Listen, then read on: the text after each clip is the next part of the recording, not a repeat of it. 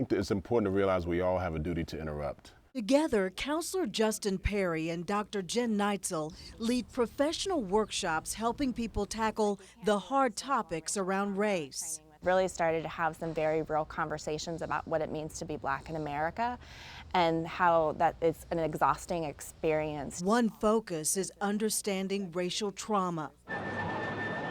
For perspective, Perry points to September as we approach the anniversary of 9/11. Everybody will be using the phrase, never forget.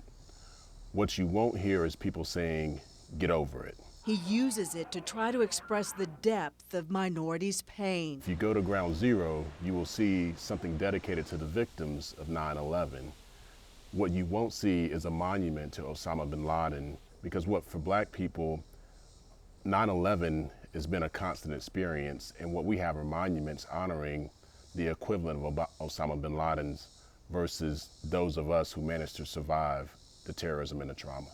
Dr. Neitzel says it's important for those of majority race to acknowledge that they've benefited from policies and practices put in place to give them the advantage. If we just jump in to save instead of working to learn more about our history, learn more about what it means to be white in our society, and then how to show up as an ally and co-conspirator, because really our job is to stand beside or behind, but not in front of Black people in solving these problems. A process that individually and collectively will take years by those on all sides dedicated to doing the hard work. I have to do a thorough examination of myself.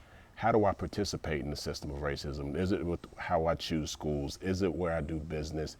Is it my hiring practices? And then once I do that, I've got to figure out in my sphere of influence, what can I do to push against the force of racism to move in the other direction?